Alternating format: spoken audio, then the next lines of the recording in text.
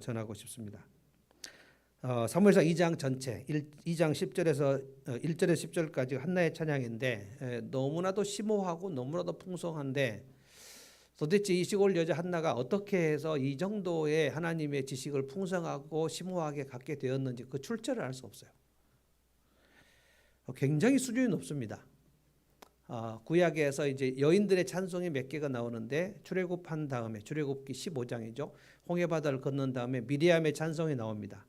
미리암은 모세의 누나인데 굉장히 그 하나님께서 애굽의 군대를 물에 쳐박게 하신 것을 보고 감격스럽게 이제 찬송을 했거든요.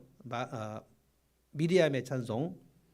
그다음에 이제 사사기에 보면은 드보라의 찬송이 나오는데 드보라가 가나안 왕 야빈 굉장히 이스라엘을 괴롭혔던 가나안 왕 야빈을 무찌르고 난 다음에 드보라의 노래가 나옵니다. 그 승리의 노래죠.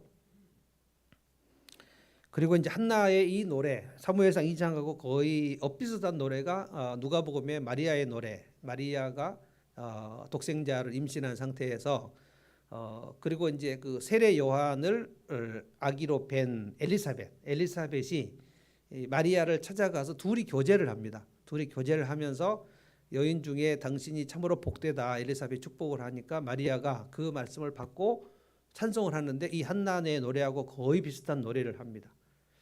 그러니까 지금 그때 마리아의 나이가 제 생각에 한 15살 정도밖에 안 됐는데 마리아는 도대체 어떻게 그런 엄청난 하나님에 대한 지식을 소유하게 되었을까? 여러분 그때 각 집집마다 구약 성경 갖고 있지 않았습니다. 구약 성경은 회당에만 있어요. 모든 백성들이 성경을 갖게 된 것은 언제입니까? 16세기입니다. 16세기. 그러니까 2000년 전에는 내가 성경을 갖고 싶어도 가질 수가 없어요. 중세 천년에도 성도들은 성경을 가질 수도 없었고 읽을 수도 없었습니다. 성경은 다 라틴어로 써졌어요. 그러니까 16세기 때 비로소 성도들에게 자기 말로 된 성경을 손에 구할 수 있었습니다. 그때 이제 마침 인쇄술이 발달해 가지고 독일어 성경, 프랑스어 성경, 영어 성경이 그 인쇄가 돼 가지고 성경을 집집마다 갖게 되었는데 그것도 아마 가난한 성도들은 못 갖게 되었을 거예요. 좀 여유가 있어야 성경 한 권을 가지고 있을 수 있는 겁니다. 그러니까 구약 시대는 지금 한나나 드보라나 뭐 마리아까지도 성경을 손에 넣을 수가 없는 시대란 말이에요. 그러니까 우리가 지금 성경이 널려 있는 판에 하나님에 대한 지식을 이렇게 깊고 풍성하게 갖지 못하는 판에 이 사람들은 어떻게 그런 하나님에 대한 지식을 가지게 되었는지 정말 놀랍습니다. 한나의 시대는 여러분 알죠? 사사시대 끝물입니다.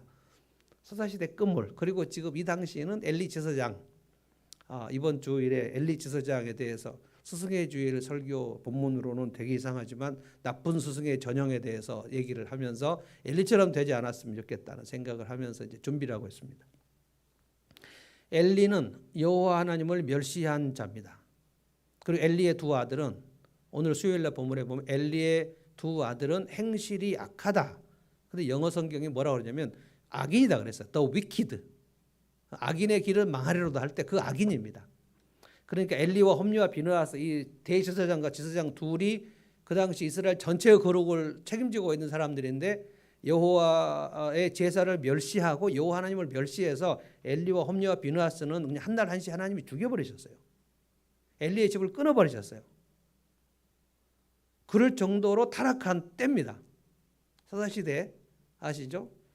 그 시대는 각 사람이 자기 소견에 옳은 대로 행했더라.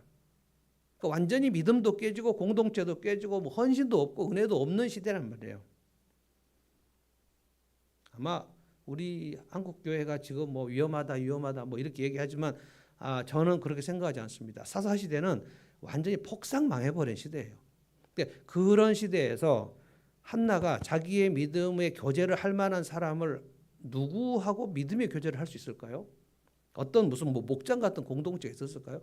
전혀 무슨 신앙의 공급을 받을 수 있는 상황이 전혀 아닌단 말이에요. 그런데 이 말씀을 읽어보면은 이런 말씀, 이런 하나님에 대한 지식 너무나 놀랍단 말이에요. 그러니까 거의 사사시대의 마지막 남은 한 사람, 남은 자가 아닌가 싶습니다.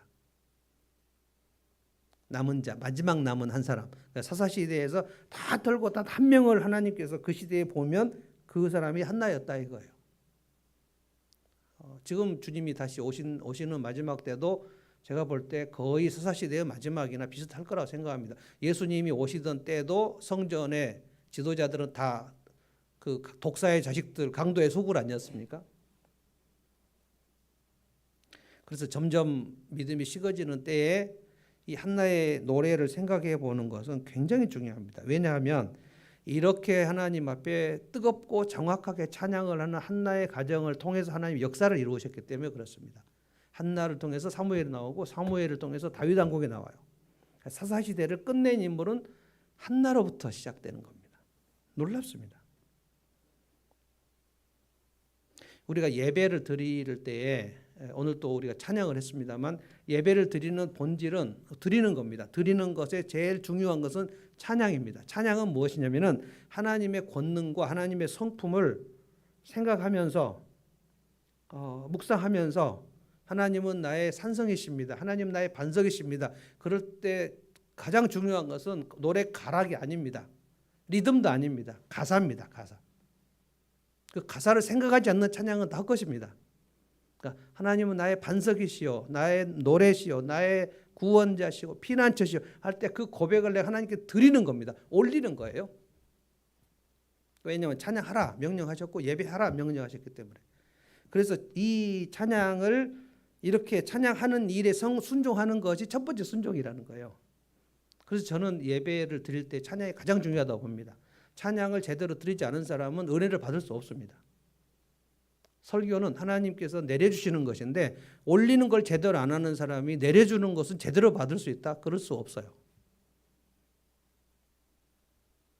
하나님의 권능과 하나님의 성품입니다. 두 개. 둘 중에 하나. 권능은 우리가 닮아갈 수 없어요. 전능하신 하나님, 높으신 하나님, 무한하신 하나님, 이런 하나님은 우리가 닮을 수 없어요. 그러나 찬양을 할 수 있습니다. 높으신 하나님, 이렇게 내가 입으로 뱉는 것입니다. 그리고 이제 자비로우신 하나님, 은혜로우신 하나님, 긍휼이 많으신 하나님, 사랑이 많으신 하나님, 그것은 우리가 그 성품을 닮아갈 수 있어요. 이게 순종입니다. 감사는 뭐냐면 이 권능과 이 성품으로 나에게 행하신 것에 대하여 감사한 겁니다. 그러니까 감사는 구체적으로 내가 받은 것이 있는 것을 감사하는 거고, 찬양은 나에게 주시지 않았어도 그 권능과 그 성품을 노래하는 겁니다. 한나의 그 찬송은 지금 하나님께서 나에게 어떤 일을 하셨는가를 정확하게 경험한 거를 지금 찬양하고 감사하는 거예요. 하나님의 권능 엄청납니다. 1절부터 보면 한나의 찬양이 이제 이 시점이 사무엘을 하나님 앞에 드리고 난 다음입니다. 우리 월요일 본문에 보면은 사무엘을 낳고 나서 젖된 후까지 기다렸다가 내가 젖된 후에 내가 데리고 가서 하나님 앞에 바치겠다. 그리고 바치거든요. 하나님, 내가 이 아들을 평생 하나님께 바치고 그 머리에 삭도를 대지 않겠습니다. 나시린으로 바칩니다. 근데 바치고 나서 하나님을 찬양하는 거예요. 그런데 찬양을 하려고 생각하니까 하나님을 찬양할 이유가 너무 많은 거예요. 너무 많아. 저는 이것을 주목해 보고 싶어요. 1절에도 나오고 10절에도 나오는데 뭐냐면은 내 뿔이, 내 뿔, 이 얘기를 합니다. 내 뿔이, 사람이 뿔이 어디 있어요? 내 뿔이 여호와로 인하여 높아졌다. 또 10절에도 나오죠. 10절. 맨 마지막에 자기 기름 부음 받은 자의 뿔을 높이시리로다. 이 말은 지금 뭐냐면은 나를 엄청 높이시고 내 위상을 세워주셨다. 내 체면을 세워주셨다. 이런 겁니다. 나에게 영광의 자리를 주셨다. 왜냐하면 한나를 우리가 지난주에 생각했는데 한나는 괴로움이 극에 달했죠. 그리고 우울증에 빠졌었죠. 밥을 안 먹었죠. 그리고 눈물이 쉴 새 없이 흘렀습니다. 누구 때문이죠? 분인나. 그리고 분인나는 집에서 괴롭혔고 마을 사람들로부터도 수군거림. 그 불임 여성은 하나님 앞에 죄를 지어서 하나님이 태를 닫으셨다고 생각하기 때문에 마을 사람들의 수군거림도 있어야 돼요. 그러니까 나가면 수군거림이고 집에 들어오면 분인 나가 있어요. 아기를 못 낳는 죄인이라고 계속해서 그 격동을 시켰습니다. 그러니까 막 한나는 어디로 갈 데가 없어요. 자, 그런데 영적으로 보면 아무 데도 갈 데가 없는 것이 하나님께 나올 수 있는 유일한 길이기 때문에 아무 데도 갈 데가 없으면 목숨을 끊거나 하나님께 나오거나 둘 중에 하나예요. 절망이거나 소망이거나 둘 중에 하나예요. 그래서 아무것도 대안이 없을 때가 상당히 영적으로는 좋을 때입니다. 뭐 실직을 당했거나 부도를 당했거나 그 아주 사랑하는 사람을 잃었거나 내가 너무 절망적인 상황일 때, 그때가 믿음을 키우는데 최고의 시간입니다. 그런데 그때 목숨을 끊어버리는 경우가 많아요. 한나는 지금 완전히 괴로운 상황입니다. 그런데 제가 1절 읽어보면 그 한나의 지금 전체 분위기는 뭐냐면은 희락이에요. 희락. 내 마음이 여호와로 말미암아 즐거워하며, 이제 마음이 즐거워요. 자, 언제 얼굴에 슬픈 기색이 사라졌습니까? 한나가 기도하고 하나님께서 내 기도를 응답하실 것이다 라고 믿고 얼굴에 슬픈 기색이 사라졌죠. 지금은 즐거워요. 제가 읽어보겠습니다. 1절에 한나가 기도하여 이르되, 자, 기도가 이제 찬송입니다. 내 마음이 여호와로 말미암아 즐거워하며 내 뿔이 여호와로 말미암아 높아졌으며 내 입이 내 원수를 향하여 크게 열렸으며 내가 주의 구원으로 말미암아 기뻐함입니다. 그러니까 즐겁고 기뻐요. 그런데 잘 보십시오. 3번이나 반복되는 말이 뭐냐면 여호와로 말미암아 여호와로 말미암아 주의 구원으로 말미암아. 이건 뭡니까? 그 내 기쁨과 즐거움의 원인이 여호와 하나님이라는 거예요. 되게 수치스러웠는데 어디 얼굴을 들고 다닐 수가 없을 정도로 괴로웠는데 이게 대인 기피 증상입니다. 대인 기피. 한나는 이 심리학을 보면 완전히 우울증이에요. 맨날 눈물이 줄줄줄 나고 식음을 전폐하고 밥맛이 없고 사람을 만나고 싶지가 않고 밖에 나가도 수군거리면 집에 들어와도 원통함과 오장육부를 긁는 여자가 저기 있어가지고 비린나는 아기를 많이 낳았고 한나는 아기를 못 낳고, 그러니까 아무것도 내가 뭘 이렇게 그 대항할 만한 그런 여력이 하나도 없는 거예요. 그래서 기도를 했는데 하나님께서 응답해 주셨다. 그 지금 사무엘을 낳잖아요. 낳고 지금 하나님께 드렸습니다. 그래서 이 수치스러운 자리에서 영광스러운 자리로 훨씬 올라가 버렸어요. 근데 지금 제가 가만히 이렇게 묵상을 해보면 이 한나의 기도의 내용에서 가장 염두에 둔 사람이 누구냐? 분인나입니다. 분인나 제 앞에서 하나님이 내 기도를 응답하신 것에 대해서 굉장히 감사하는 거예요. 마치 어떤 거냐면은 그 다윗이 시편 23편에 주께서 내 원수의 목전에서 내게 상을 베푸시고, 이거는 그 포상을 한다는 것이 아니고 진짜 밥상을 베풀었다는 뜻입니다. 원수의 목전에서 기름진 밥상을 내게 베풀어 주셔서 나를 대우하시는 것을 내 원수가 봤다는 거, 얼마나 배가 아프겠어요. 사실 그 시편 23편은 다윗이 언제 지었는지 정확히 알 수 없지만 전체 인생으로 보면 사울입니다. 사울의 목전에서 하나님께서 다윗에게 상을 베푸시고 다윗을 높이시고 사울을 낮추셨죠. 계속 사무엘상을 보면 반전입니다. 엘리의 집은 아주 현격하게 낮추시고 대제사장의 집에서 완전히 죽여버리시고 사무엘 한나를 높이시고, 그리고 사울을 낮추시고 왕의 자리에서 끌어내버리시고 죽이시고 다윗을 높이시고, 그러니까 아주 명확한 겁니다. 이 원리를 알면 내가 이렇게 살다가는 큰일 나겠다. 내가 이렇게 살아야 되겠다. 정확한 삶의 지표가 생기거든요.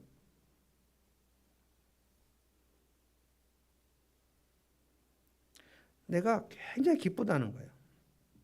여호와로 말미암아 내 뿔을 높여 주셨다. 그러니까 굉장히 그 충만한 거예요. 지금 기쁨, 이거 희락입니다. 희락.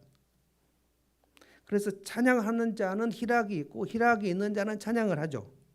내 영혼이 은총 입어 중한 죄짐 벗고 보니 그때부터 슬픔 많은 이 세상도 천국으로 화도다. 슬픔이 기쁨으로 바뀌어 버리는 거예요. 극한의 괴로움인데, 그래서 지금 한나의 얼굴은 슬픈 기색이 하나도 없습니다. 그 기도를 하고 확신을 했을 때 하나님 응답하신다 라고 했을 때 그때 슬픈 기색이 사라졌고 지금은 얼굴이 너무너무 즐겁고 기쁜 거예요. 어떻게 말로 표현할 수가 없는 거예요. 이게 희락의 하나님입니다. 사무엘을 주신 하나님이 다시 사무엘을 하나님께 바치죠. 하나님, 여호와 하나님께서 내게 이렇게 희락을 주셨다는 거예요. 그래서 은혜를 입었지 않습니까? 은혜를 입은 사람은 그 하나님께 보답을 하고 싶어요. 이게 헌신입니다. 사무엘을 드리고 싶어요, 그냥. 그래서 은혜를 입지 않으면 헌신을 할 수가 없습니다. 그래서 은혜가 떨어지면 헌신한다는 게 굉장히 힘들어요.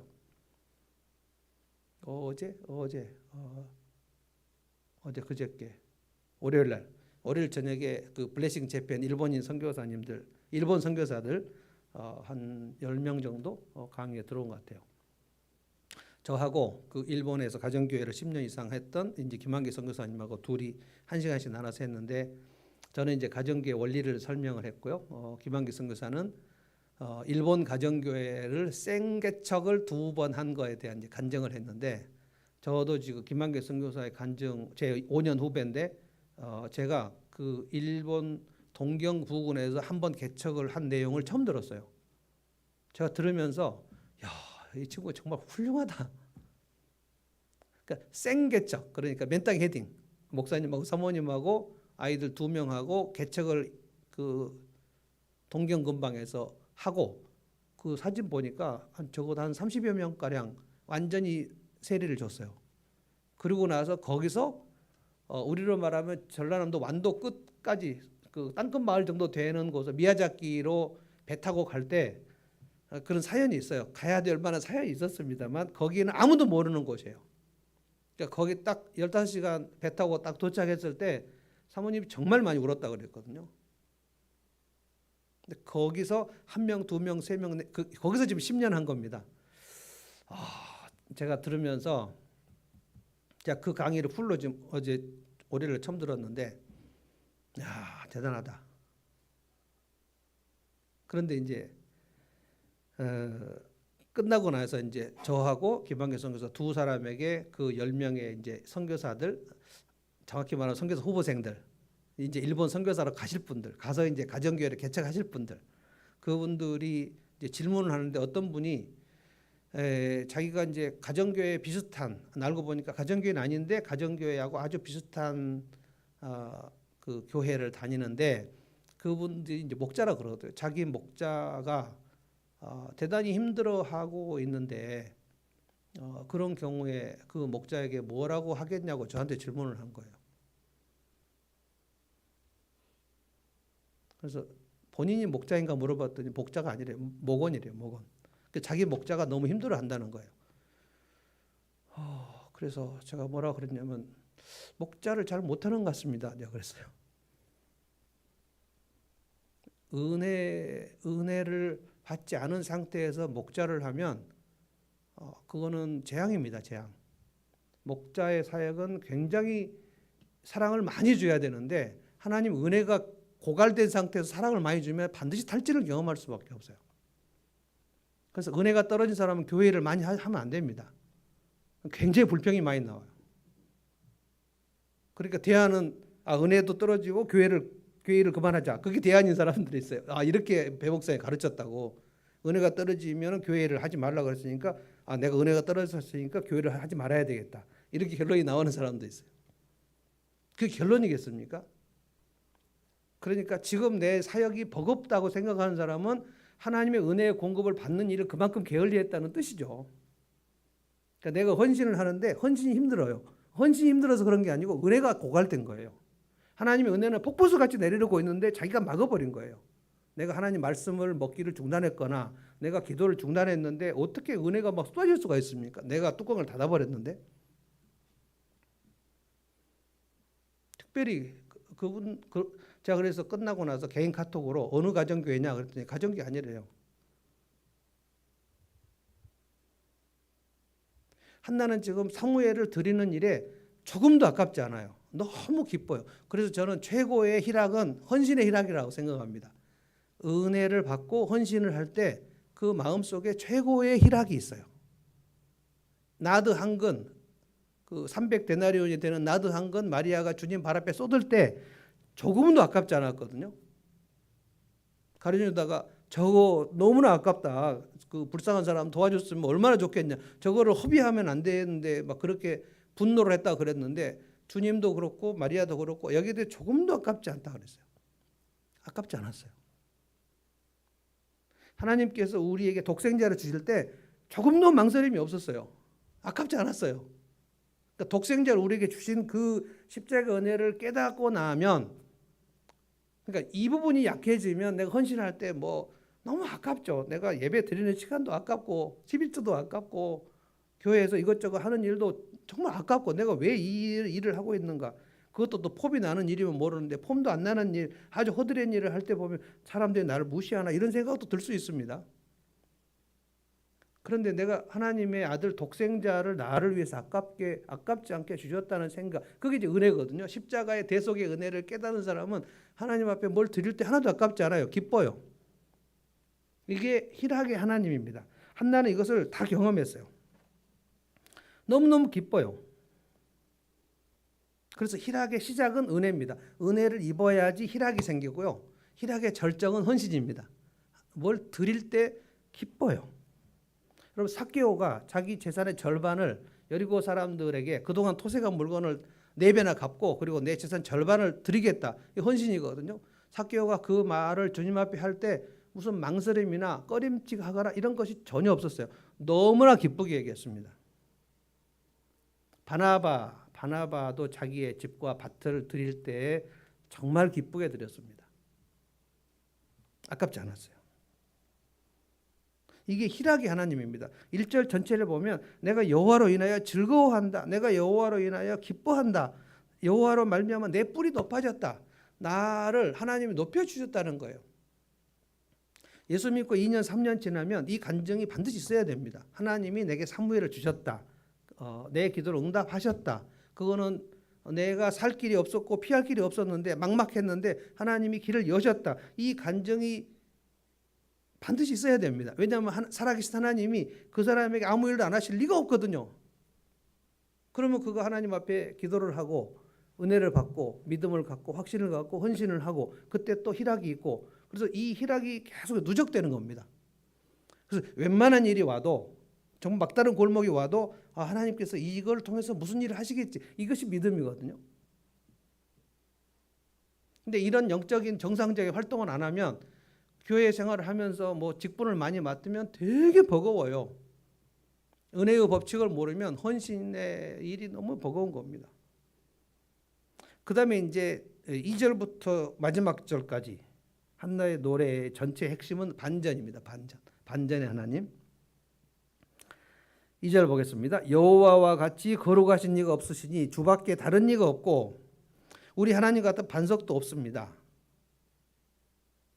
나는 그 위에 섰다 이거예요. 반석 위에 섰다 이거예요. 그 전에 1절의 사무엘상 초기의 그 모습은 마음이 원통해서 막 죽을 지경이었어요. 우울했는데 나는 이제 흔들리지 않는다. 반석에 섰다는 거예요. 그러면서 뭐라고 했습니까? 자, 2절, 3절 읽어보면 누구를 겨냥하는가 잘 보십시오. 심히 교만한 말을 다시 하지 말 것이며, 분인나를 향해서 얘기하는 겁니다. 분인나가 얼마나 자랑을 했죠. 오만한 말을 너 입에서 내지 말지어다. 이거를 지금 이 찬송을 어디서 했는지 정확히 알 수 없어요.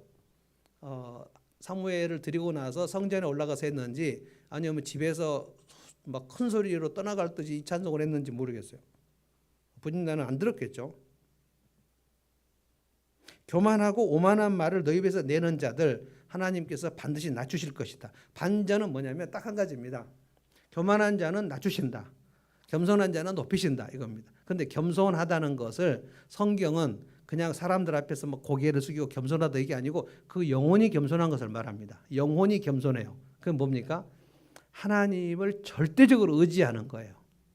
하나님께 피하는 거예요. 그래서 루시나 한나나 그 하나님 앞에 피한다는 거, 하나님만이 출구시고 하나님만이 대안이시라는 것을 믿는 거, 이게 믿음이거든요. 그러니까 믿음은 하나님을 의지하는 겁니다. 이게 겸손이에요. 교만한 사람은 하나님을 의지하지 않아요. 내가 할 수 있는데 왜 하나님을 의지해요? 그러니까 분인나는 내가 아들 딸을 막 많이 낳으니까 내가 잘나서 나는 줄 알고 그렇게 자랑을 떤 거예요. 한나 앞에서.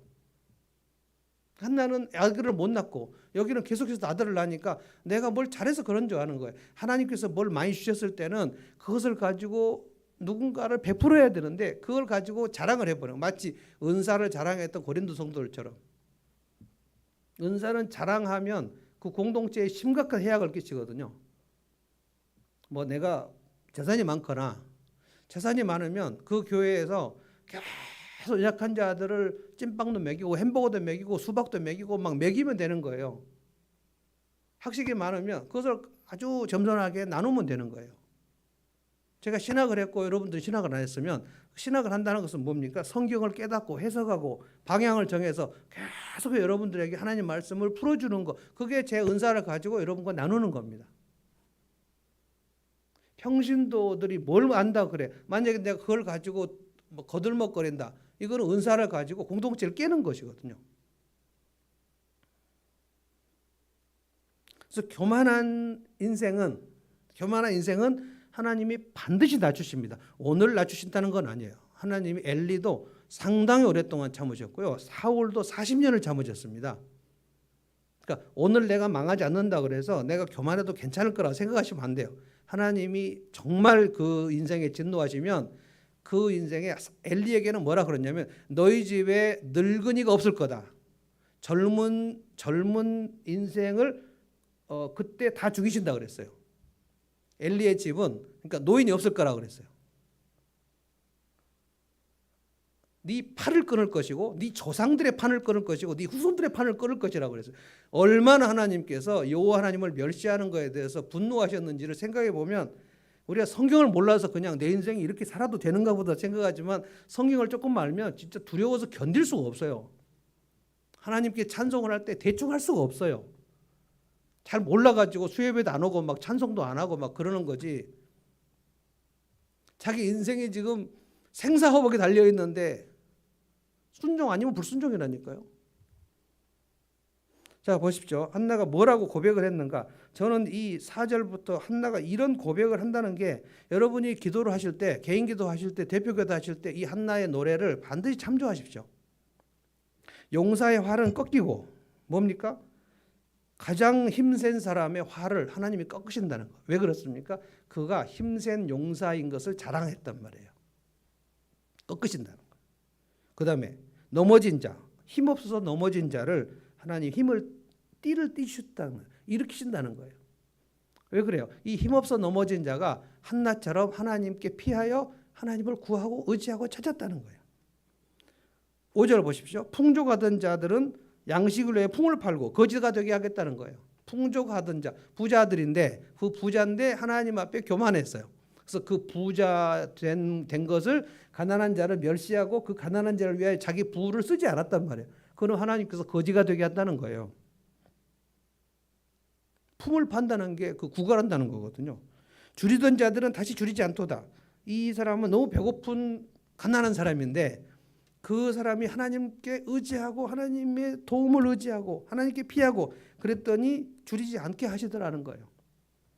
전에 임신하지 못하던 자 누굽니까? 전에 임신하지 못하던 자가 자기예요. 7을 낳았고 오늘 본문에 보면 한나가 21절 여호와께서 한나를 돌보사 그로 하여금 임신하여 세 아들과 두 딸을 낳게 하셨고 사무엘은 여호와 앞에 자랐다. 그러니까 세 아들과 두 딸이 3남 2녀죠. 사무엘까지 합하면 4남 2녀 6명입니다. 근데 왜 7을 낳았다고 했냐? 이거는 완전 숫자를 얘기합니다.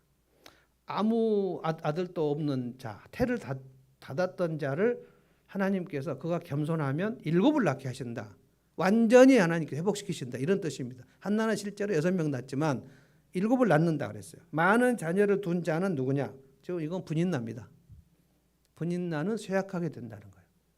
그 분인나도 쇠약하게 되고 분인나의 자녀들이 뭘 했는지 성경에 기록이 없어요. 그러니까 그 자녀들이 다 쇠약하게 됐다는 겁니다. 그러니까 교만한 인생은 그 사람의 대만 끊는 게 아니고 그 자손들도 앞길이 닫혀요. 3, 4대까지 닫히신다 그랬어요. 그러니까 내 자손과 내 자식들과 내 손자들의 길이 닫히게 되는 방식은 뭐냐면 내가 지금 교만하게 사는 거예요. 내 하나 의지하지 않고 그냥 사는 거예요. 기도도 안 하고 예배 안 드리고 그냥 대충 뭐 그냥 사는 거예요. 하나님께서 보시다가 정 안 되겠다 싶으면 얘는 닫는다. 태를 닫는다. 길을 닫는다. 근데 그 사람이 교만하니까 하나님이 어떻게 내 인생을 닫으시는지를 알 길이 없어요. 그냥 어떻게 일이 하다가 잘 안 됐나 보다. 근데 자식들도 다쳐요. 손자도 다쳐요. 제일 가까운 사람은 요나단입니다. 요나단은 사울 때문에 그 인생이 다쳐서 그날 죽습니다. 왕자인데 요나단이 그걸 알아요. 다윗하고 무슨 얘기를 했는지 아십니까? 다윗의 대적이 누굽니까? 자기 아버지 사울이죠. 근데 다윗에게 뭐라 그러냐면 너의 대적을 하나님이 치시리로다 이렇게 얘기했어요. 자기 아버지 얘기하는 겁니다. 그리고 자기 아버지로 인하여 자기도 그렇게 끝날 것을 알아요. 성경이 아주 굉장히 명확하게 원리를 가르칩니다. 그래서 이제 5절, 6절 여호와는 죽이기도 하시고 살리기도 하시고 스올에 내리기도 하시고 스올은 죽은 무덤이거든요.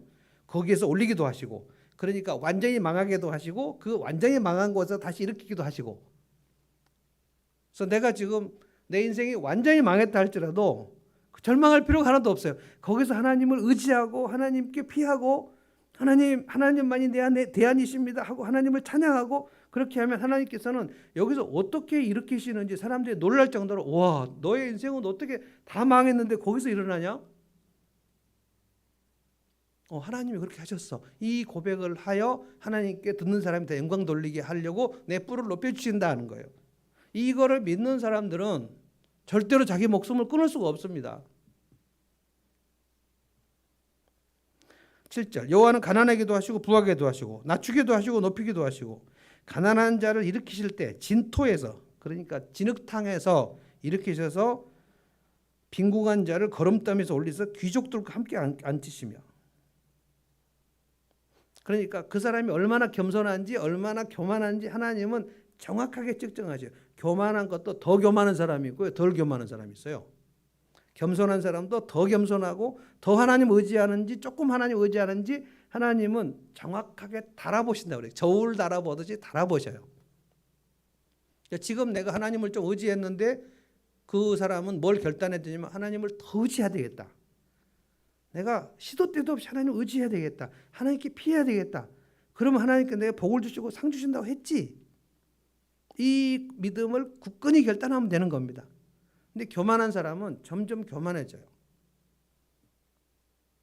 그러면 쇠약하게 되는 겁니다.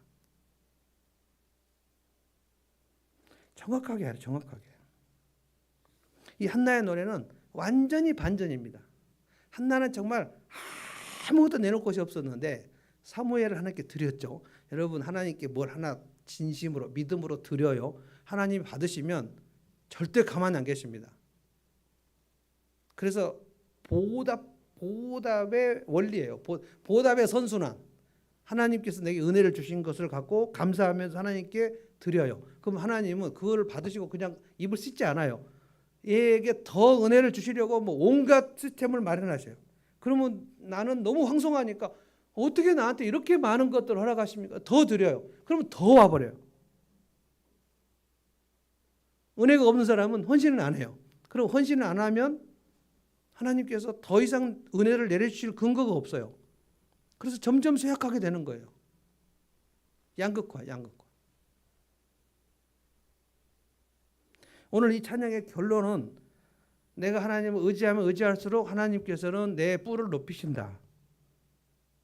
여호와를 의지하지 않는 것은 여호와를 대적하는 자다. 그래서 한나는 의인의 길로 가는 거고 분인나는 악인의 길로 가는 겁니다. 이 찬송이 한나가 사무엘을 들고 나서 너무 행복한 그 희락의 하나님을 경험하고 지금 노래하는데 아마 이 노래를 할 때 한나가 많이 막 눈물이 흐르지 않았을까 싶어요. 사람이 너무 기뻐도 눈물이 막 흐르죠. 근데 막 감격 속에서 이 노래를 하는데 어디서 배웠는지를 모르겠다는 거. 어디서 배웠을까요? 그러면 우리는 이제 이 찬송을 배웠죠. 오늘 이 시간에 배웠지 않았습니까?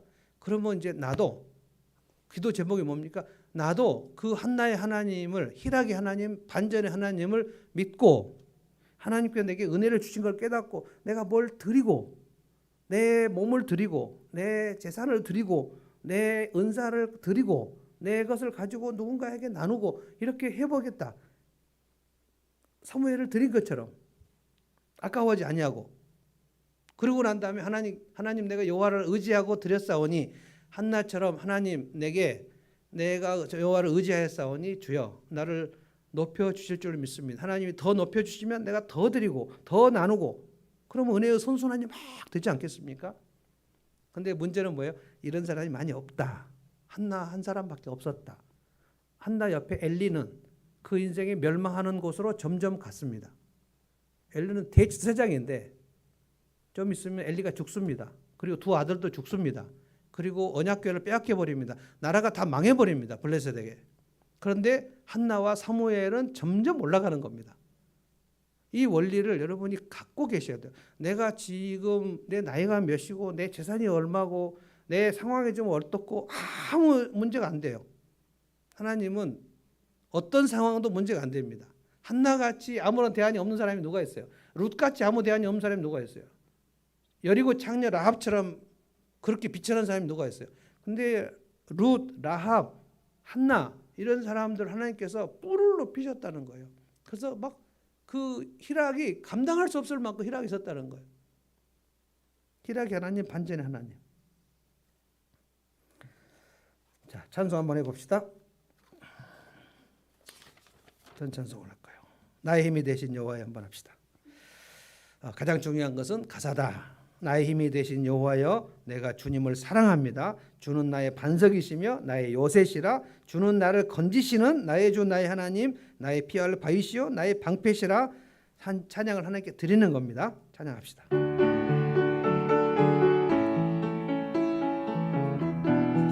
조금만 천천히 하겠습니다. 나의 힘이 되신 여호와여 내가 주님을 사랑합니다. 주는 나의 반석이시며 나의 요새시라. 주는 나를 건지시는 나의 주 나의 하나님, 나의 피할 바위시요 나의 방패시라. 나의 하나님, 나의 하나님, 구원의 뿌리시요 나의 산성이라. 나의 하나님, 나의 하나님, 그는 나의 여호와, 나의 구세, 나의 생명이신 여호와, 나의 생명이신 여호와. 내가 주님을 찬양합니다. 내가 주님을 찬양합니다. 주는 나의 사랑이시며 나의 의지이시. 주는 나를 이끄시오. 주는 나를 이끄시오. 주의 길 인도하시며 나의 생의 목자 되시니 내가 따르리라. 나의 하나님, 나의 하나님, 나의 하나님, 생명의 면류관으로 내게 씌우소서. 나의 하나님, 나의 하나님, 나의 하나님, 그는 나의 여호와, 나의 구세주. 기도하겠습니다. 하나님 감사합니다. 우리의 찬양을 받으셔서 감사합니다.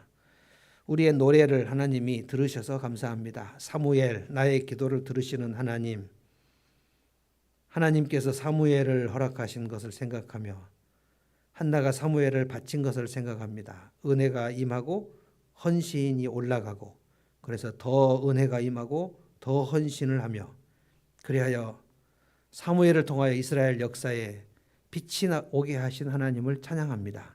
하나님, 그 한나의 하나님이 오늘 나의 하나님이 되시는 줄로 믿습니다. 살아계신 하나님, 오늘 저희들이 주님 앞에 은혜 받고 헌신함으로 말미암아 우리도 희락의 하나님을 경험하기를 원합니다. 주님, 내 얼굴에는 수색이 사라지게 하시고 내 속에 기쁨과 즐거움이 가득 차 여호와로 말미암아 내 뿔이 높아졌다고 고백하는 그런 한나의 하나님, 나의 하나님 되시기를 기도합니다. 하나님, 오늘 저희가 반전의 하나님을 생각합니다. 여호와께서는 교만한 자는 반드시 낮추신다고 하셨사오니 주님, 저희가 어떤 시간이든지 여호와 하나님을 의지하며 겸손한 자가 되기를 원합니다. 겸손한 자의 인생은 높이신다고 하셨고 그 자손과 천대까지 복을 주신다고 하셨사오니 하나님, 저희가 하나님을 의지하며 하나님께 피하며 하나님의 말씀이 있으면 아무리 작은 것이라도 순종하며 아무리 버거운 것이라도 믿음으로 순종하는 자에게 하늘을 열어주시는 것을 우리 모두가 경험하기를 원합니다. 주님, 하늘목교회 성도들 중에 교만한 자 없게 하여 주시고 교만하여 인생이 망한 자가 없게 하시고 패망의 선봉으로 달려가는 자가 없도록 역사하여 주시옵소서. 이 밤에 저희가 주님을 찬양합니다. 한나가 하나님을 찬양한 것처럼 우리가 찬양합니다. 우리는 각각 성경 말씀도 가지고 있는데 한나가 성경을 손에 들지 않았는데 어떻게 이렇게 엄청난 하나님에 대한 지식을 소유하여 살 수 있었는지는 우리는 모르겠습니다. 창녀 라합은 바람길에 들리는 여호와의 소문을 듣고 하나님에 대한 믿음을 고백했는데 어떻게 그렇게 믿음을 고백했는지, 모압 여자 룻은 어떻게 어머니 하나님이 나의 하나님이시라고 고백하며 그렇게 믿음으로 순종했는지, 주님, 그렇게 여호와의 날개로 피하는 자들은 다 놀라운 인생의 회복을 맛본 줄로 믿습니다. 주님, 우리가 믿음으로 살고 순종하여 주님께서 우리를 회복시켜 주시고 높여주시는 것을 모두가 경험하게 하시고 그리하여 여호와 하나님이 살아계심을 만방에 선포하는 샘플이 되도록 저희를 인도하여 주시옵소서. 특별히 하나님, 오늘 저녁에 김소희 집사님 아버지 김병수 성도님 위해서 기도합니다. 내일 수술, 이제 장 수술을 올해 5번째 한다고 합니다. 주님, 개복을 해서 더 이상 손을 쓸 수 있는지 없는지를 보고 손을 쓸 수 없으면 그냥 닫는다고 합니다. 하나님, 인간적으로 아무런 대안도 없고 소망도 없는 시간입니다. 주님, 보호자들이 요청해서 수술을 한다고 합니다. 주님, 전공 의사 교수님이 2명이 들어온다고 합니다. 주님, 내일 수술 오후에 수술 현장에 우리 주님 꼭 함께 해 주시기를 원합니다. 주님, 참으로 너무나도 절망적인 우리 김소희 집사의 가족들, 보호자, 그리고 환자 자신, 그들을 주께서 불쌍히 여겨 주시옵시고 수술 현장에 주의 은혜가 임하게 하여 주옵시고 주님의 능력이 임하게 하여 주시옵시고 의사들이 깜짝 놀랄 만한 일들이 일어나게 도와주시고 그리하여 하나님의 살아계심과 하나님의 권능을 만방에 선포하는 계기가 되도록 인도하여 주시옵소서. 하나님, 오늘 이 밤에 저희가 함께 기도합니다. 우리가 우는 자들과 함께 울며 슬퍼하는 자들과 함께 슬퍼하며 기뻐하는 자들과 함께 기뻐하기를 원합니다. 주님, 도와주시옵소서. 예수님의 이름으로 기도하옵나이다. 아멘.